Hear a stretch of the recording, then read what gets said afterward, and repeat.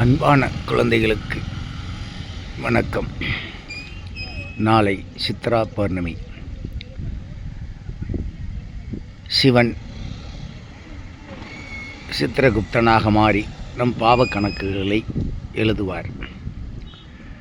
சிவன் யமனிடம் வேலை பார்த்து பாவ கணக்குகளை எழுதுகின்ற பொழுது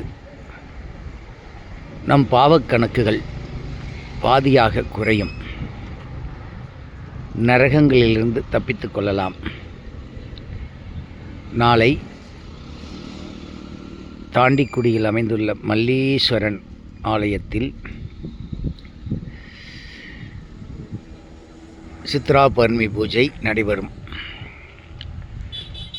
உச்சகாலம் 12 மணிக்கு பாலபிஷேகமும், நிலவு வந்தவுடன் நிலவின் ஈர்ப்பு சக்தியில் சிவனுக்கு நெல்லபிஷேகமும் நடந்து நடராஜ பெருமாளை பிரதிஷ்டை செய்து சிவனின் அருளோடு சித்திரகுப்தனின் தீட்சை கொடுக்கப்படும். பாவக்கணக்குகள் அறிந்தோ அறியாமலோ நம் ஜாதகத்தின் அடிப்படையிலேயோ நம் வாழ்வியலில் அதிகம் தொடர்ந்தால் சித்ரா பௌர்ணமி என்று மலை மீது சிவனை தரிசிக்க பாவ கணக்குகள் குறைந்து புண்ணியங்கள் அதிகமாகும். தாங்கள் தாண்டிக்குடி வர முடியாவிட்டாலும் அருகிலுள்ள சிவன் மலைகளுக்கு சென்று சித்ரா பௌர்ணமியை கொண்டாடுங்கள். வேண்டுதலை வையுங்கள்.